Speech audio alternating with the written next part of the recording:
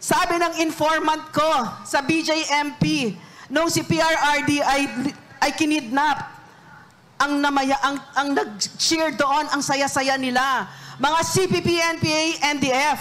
Kasi ang nasa loob ng ICC na yan ay ang CPP, NPA, NDF. Si Cristina Conti, na sinabi ng mga former rebels, ay isang operatiba ng CPP, ay legal advisor ng CPP, NPA, NDF.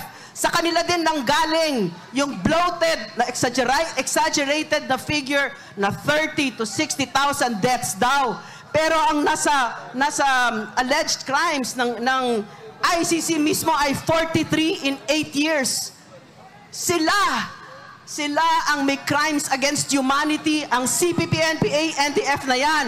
At namemeligro ang Pilipinas ngayon kasi ang tingin ng CPP, NPA, NDF ay panalo na sila. Sandali na lang, pababagsakin na nila ang gobyernong ito. At madali yan kapag ka ang leader ay ganyan, katulad ni Bongbong Marcos.